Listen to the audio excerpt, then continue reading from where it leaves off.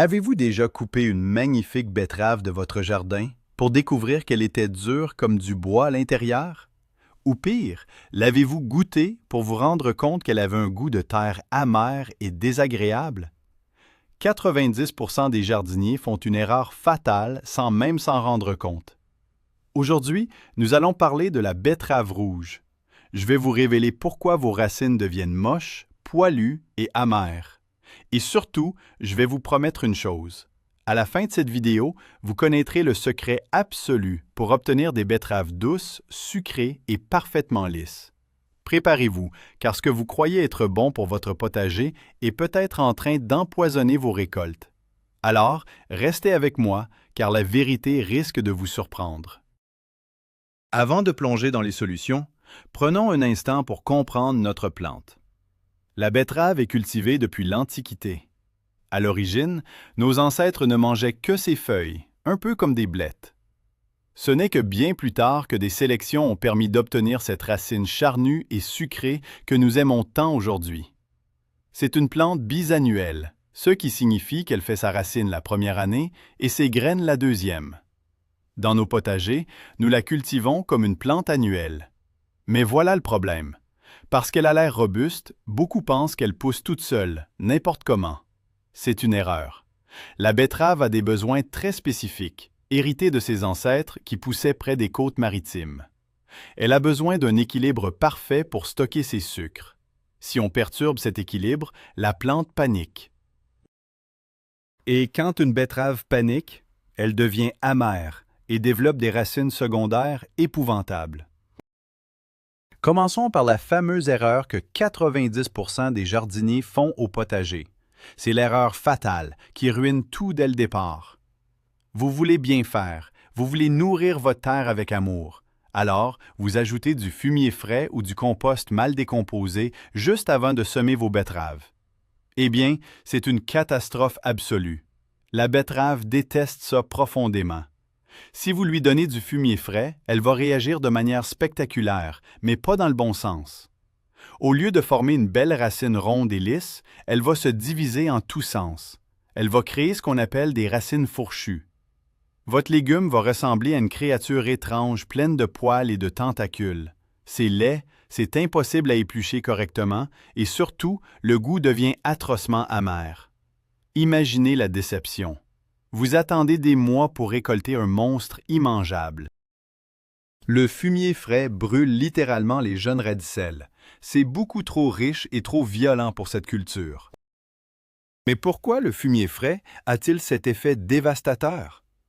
La réponse réside dans l'azote. L'azote est l'élément qui fait pousser le feuillage. Quand vous apportez un engrais très riche en azote, comme du fumier récent, la betterave comprend un message simple. Elle se dit qu'elle doit faire des feuilles gigantesques. Elle va donc concentrer toute son énergie à produire un feuillage luxuriant, au détriment de la racine. Vous aurez de très belles feuilles vertes et rouges, c'est certain. Mais en dessous, la racine restera minuscule. Pire encore, cet excès d'azote empêche la plante de synthétiser correctement ses sucres. Résultat, vous obtenez une petite racine dure et sans aucune saveur douce. Pour la betterave, c'est une règle d'or. Elle préfère une terre qui a été enrichie l'année précédente. Une terre où le fumier a eu le temps de se transformer en un humus doux et stable. Si votre terre est pauvre, préférez un apport de compost très vieux et bien mûr, et avec parcimonie. Passons maintenant à la deuxième cause majeure d'une betterave ratée, l'arrosage. C'est ici que l'on rencontre le mythe tenace qui dit qu'il faut inonder le potager. Beaucoup pensent que plus on arrose, plus les légumes seront gros. Pour la betterave, un arrosage irrégulier est le chemin direct vers l'enfer culinaire. Si vous laissez la terre s'assécher complètement pendant plusieurs jours, puis que vous l'inondez brutalement, vous créez un stress hydrique énorme. Que fait la plante? Elle arrête sa croissance pendant la sécheresse. Sa peau durcit pour se protéger. Puis, quand l'eau arrive d'un coup, elle reprend sa croissance brutalement. C'est ce yo-yo infernal qui crée les fameux cercles blancs et durs à l'intérieur de la chair. Ces anneaux blancs sont fibreux, ligneux et très amers. Pour illustrer, c'est comme le bois d'un arbre qui marque les saisons. Pour éviter cela, le secret est la constance. La terre doit rester légèrement humide en permanence, sans jamais être détrempée. Il y a une étape que beaucoup de jardiniers pressés sautent volontairement. C'est le démariage. Et c'est une erreur monumentale. Pour comprendre, il faut regarder une graine de betterave. En réalité, ce que vous semez n'est pas une seule graine, c'est un glomérule. C'est une petite capsule rugueuse qui contient 3 ou 4 vraies graines. Donc, quand vous mettez un glomérule en terre, vous n'aurez pas une seule plantule, mais un petit bouquet de 3 ou 4 plantes qui vont germer exactement au même endroit. Si vous les laissez faire, elles vont se battre pour l'eau, la lumière et les nutriments. Résultat, elles vont s'étouffer mutuellement. Vous n'obtiendrez aucune belle racine, seulement des petites tiges entortillées et chétives. C'est pourquoi, dès que les plants ont 3 ou 4 vraies feuilles, il faut intervenir. Il faut avoir le courage d'arracher les plants les plus faibles pour n'en laisser qu'un seul par poquet. C'est un crève-cœur, je sais, mais c'est indispensable pour avoir de grosses betteraves. Parlons un peu du pH de votre sol, car c'est un tueur silencieux pour vos légumes racines. La betterave est très exigeante sur l'acidité de la terre. Elle déteste les sols acides. Si votre terre a un pH inférieur à 6, vos betteraves vont stagner. Leurs feuilles vont devenir rouges et violettes de manière anormale et la racine ne grossira jamais. De plus, dans un sol trop acide, la plante n'arrive pas à absorber les éléments nutritifs dont elle a besoin pour créer son sucre. L'amertume est alors garantie. Comment régler ce problème facilement? Le moyen le plus ancien et le plus efficace est d'utiliser de la cendre de bois. La cendre est basique et va faire remonter le pH de votre terre. Un léger poudrage de cendre de cheminée quelques semaines avant le semis fera des merveilles. Attention tout de même, utilisez uniquement de la cendre de bois non traitée. Cette petite astuce va transformer un sol hostile en un véritable paradis pour vos betteraves. Il existe un mystère que beaucoup de jardiniers découvrent au moment de la récolte. Vous coupez votre betterave et horreur! L'intérieur présente de grandes taches noires ou même des cavités sombres. Ce n'est pas une maladie transmise par un insecte, c'est une carence alimentaire très spécifique. Votre plante manque de bore. Le bore est un oligo-élément essentiel pour la division cellulaire des légumes racines. Dans un sol très sec ou un sol trop calcaire, le bore devient indisponible pour la plante. Les tissus de la racine meurent de l'intérieur, créant cette pourriture du cœur. Pour éviter cela, l'arrosage régulier est encore une fois la clé, car l'eau permet de transporter ce fameux bore. Vous pouvez aussi apporter des algues marines en poudre dans votre potager à l'automne. Les algues sont naturellement très riches en bore et autres minéraux rares. Cela agira comme une assurance-vie pour la beauté intérieure de vos futures récoltes de betteraves. Avez-vous déjà entendu parler de ce vieux truc de jardinier qui consiste à arroser les betteraves avec de l'eau salée? Beaucoup pensent que c'est un mythe ridicule. Mais attendez, il y a une part de vérité fascinante là-dessous. Rappelez-vous les origines de cette plante. Elle vient des côtes maritimes. Elle a donc évolué dans des environnements naturellement riches en sodium. Des études ont montré qu'un léger apport en sel marin naturel peut effectivement aider la plante à mieux se développer et, tenez-vous bien, à augmenter son taux de sucre. Attention, je ne vous dis pas de vider un paquet de sel de table sur votre potager. Ce serait la mort de vos autres plantes. Mais certains passionnés dissolvent une toute petite cuillère à café de sel marin non raffiné dans un grand arrosoir d'eau, 1 ou 2 fois dans la saison. Cela reste une technique avancée, à utiliser avec une extrême précaution, mais elle illustre bien à quel point cette plante a des origines atypiques. Si on veut des betteraves sucrées, il faut leur donner les bons outils. Nous avons vu que l'azote était l'ennemi. Mais alors, que faut-il donner? Les deux amis de la betterave sont le potassium et le phosphore. Le potassium est le maître absolu du sucre. C'est lui qui gère la circulation de la sève et l'accumulation des glucides dans la racine. Sans potassium, votre légume sera fade et triste. Le phosphore, lui, aide au développement d'un système racinaire fort dès le départ. Pour apporter ces éléments naturellement, vous pouvez utiliser du purin de consoude. La consoude est une plante magique au potager, car ses racines vont puiser le potassium très profondément dans le sol. En arrosant vos jeunes betteraves avec un purin de consoude dilué, vous leur offrez un cocktail explosif pour fabriquer du sucre. C'est la méthode douce et biologique par excellence pour remplacer les engrais chimiques et obtenir des légumes au goût incomparable. Abordons maintenant une technique redoutable pour éviter la texture ligneuse de vos légumes. Le paillage. Imaginez que vous êtes une betterave. Le soleil de juillet tape fort, la terre autour de vous cuit, se fendille et devient dure comme de la pierre. La température de vos racines monte dangereusement. Comment réagiriez-vous? En développant une peau épaisse et dure pour survivre. Pour éviter ce stress thermique énorme, le paillage est votre meilleur allié. Dès que vos plants font une dizaine de centimètres de haut et que le sol est bien réchauffé, étalez une bonne couche de tonte de gazon sèche, de paille ou de feuilles mortes autour d'eux. Ce manteau protecteur va bloquer l'évaporation de l'eau, mais surtout, il va maintenir la terre à une température fraîche et constante. Vos betteraves vont se croire au printemps tout l'été.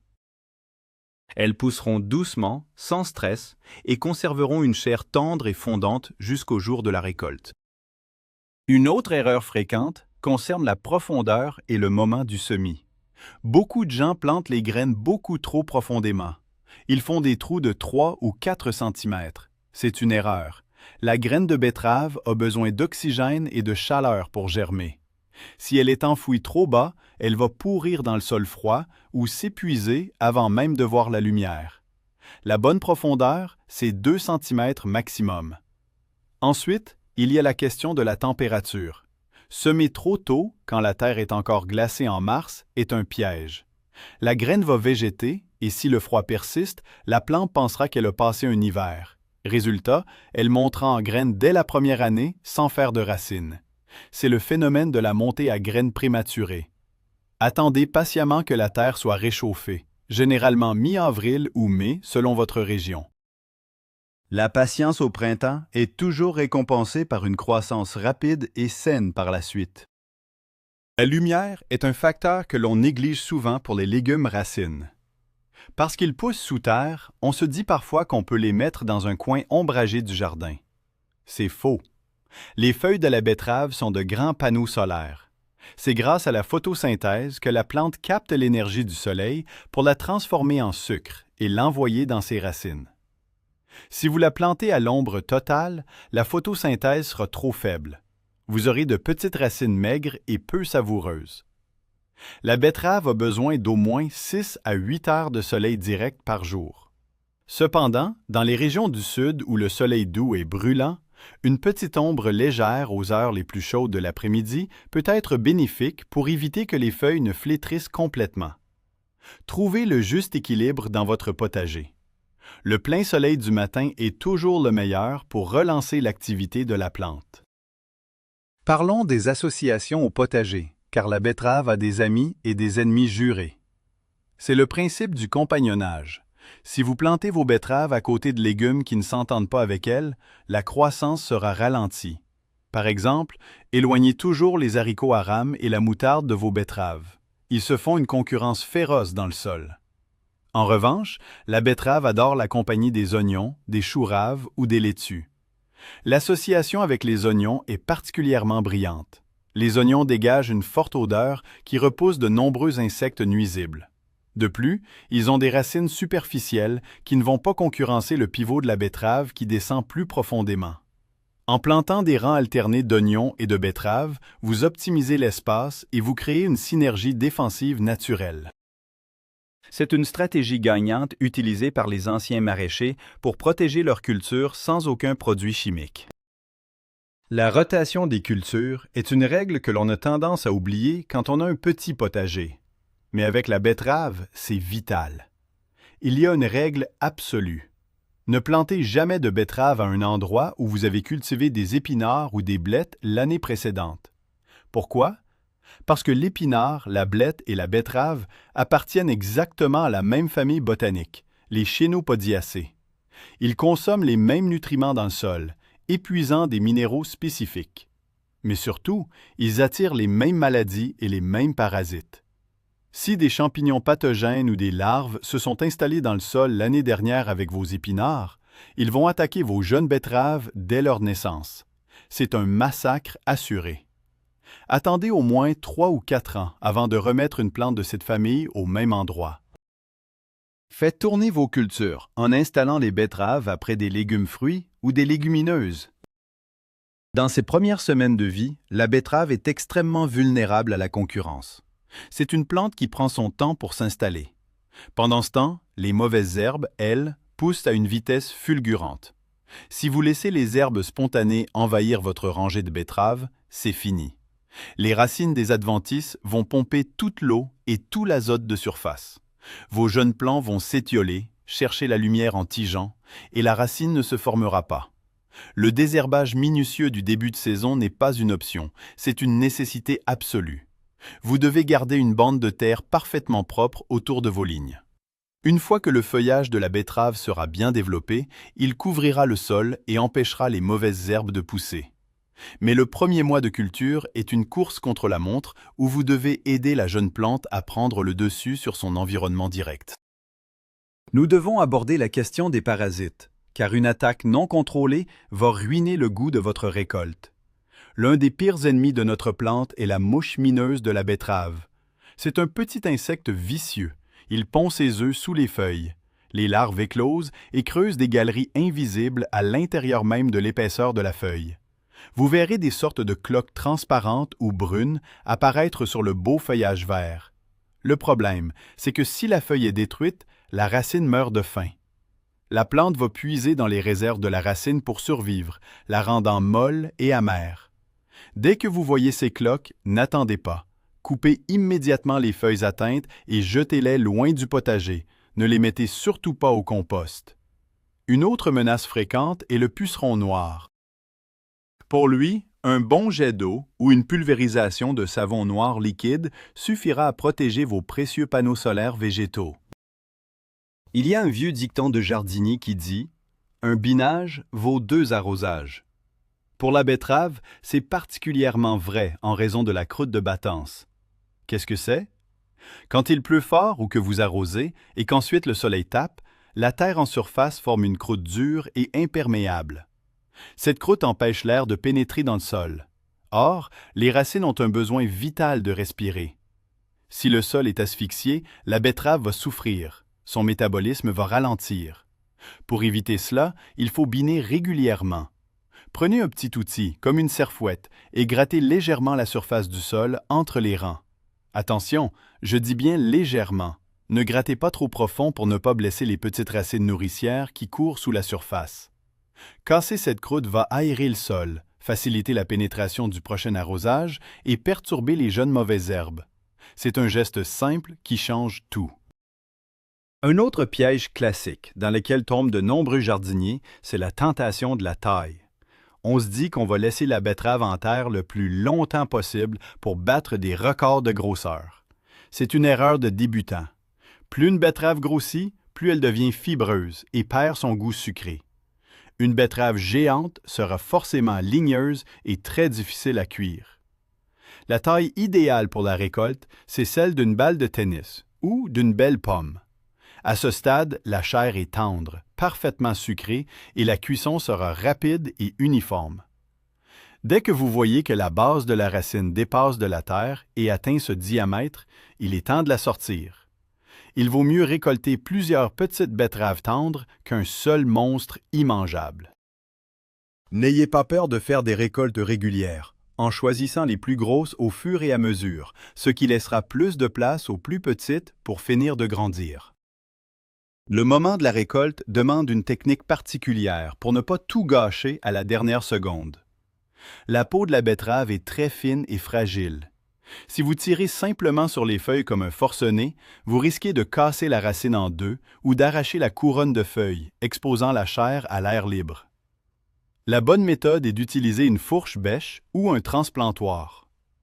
Plantez l'outil à environ 10 cm de la racine et faites levier doucement par en dessous pour soulever la terre. La betterave viendra toute seule, sans aucun effort et sans blessure. Pourquoi est-ce si important de ne pas la blesser? Parce que la betterave contient un jus rouge très puissant. Si vous éraflez la peau, la racine va saigner. Elle va perdre son jus, ses nutriments et sa belle couleur lors de la conservation ou de la cuisson. Traitez-la avec délicatesse, comme un objet précieux. Juste après la récolte, il y a une manipulation cruciale à faire, et c'est souvent là que l'erreur fatale est commise. Que faites-vous des feuilles? Beaucoup de gens prennent un grand couteau et coupent le feuillage à ras de la racine. Ne faites jamais ça. En coupant à ras, vous entamez la chair de la racine. Comme je viens de l'expliquer, elle va se vider de son sang végétal. Elle va perdre sa couleur rouge intense pour devenir d'un rose pâle tristounet à la cuisson, et elle perdra sa fermeté. La vraie technique des professionnels consiste à ne pas utiliser de couteau du tout. Prenez la base des feuilles dans votre poing, à quelques centimètres de la racine, et tournez le poignet d'un coup sec. Les feuilles vont se détacher naturellement, en laissant une petite touffe de tige d'1 ou 2 centimètres. Cette méthode, appelée l'habillage par torsion, garantit que la racine reste parfaitement scellée et hermétique. Pour terminer, parlons de la conservation. Vous avez cultivé de magnifiques betteraves. Elles sont prêtes pour l'hiver. Mais si vous les laissez à l'air libre dans la cuisine, elles vont se flétrir et devenir molles en quelques jours. La betterave a besoin d'humidité et d'obscurité pour se conserver. La méthode traditionnelle la plus efficace est la conservation en silo ou en caisse de sable. Prenez une grande caisse en bois ou en plastique percé. Mettez une couche de sable légèrement humide au fond. Posez vos betteraves sans qu'elles ne se touchent, puis recouvrez de sable. Répétez l'opération en couches successives. Placez cette caisse dans une cave fraîche, hors gel et à l'abri de la lumière. De cette manière, vos racines vont s'endormir. Elles resteront fermes, croquantes et pleines de sucre pendant 5 à 6 mois. Vous pourrez ainsi puiser dans votre réserve tout l'hiver pour préparer de merveilleuses salades ou de bonnes soupes bien chaudes. Voilà, vous savez maintenant tout. Le grand secret pour éviter d'avoir des betteraves amères et poilues tient finalement en quelques règles simples mais cruciales. Rappelez-vous l'essentiel. Ne mettez jamais, au grand jamais, de fumier frais avant le semis. C'est l'erreur que 90% des gens font et qui détruit le goût et la forme de la racine. Maintenez un arrosage régulier pour éviter les anneaux durs, ayez le courage de démarier vos petits plants et protégez-les avec un bon paillage. En suivant ces étapes à la lettre, je vous garantis que vos prochaines récoltes feront des envieux. Fini le goût de terre désagréable. Vous redécouvrirez la vraie saveur douce et sucrée de ce légume fantastique. Merci beaucoup d'avoir regardé cette vidéo jusqu'au bout. Si vous avez appris quelque chose de nouveau aujourd'hui, n'oubliez pas de vous abonner à la chaîne et de laisser un gros pouce bleu, ça m'aide énormément. Et vous? Dites-moi dans les commentaires. Avez-vous déjà récolté une betterave monstrueuse dans votre potager? Je suis curieux de lire vos anecdotes. À très vite pour de nouveaux conseils jardinage.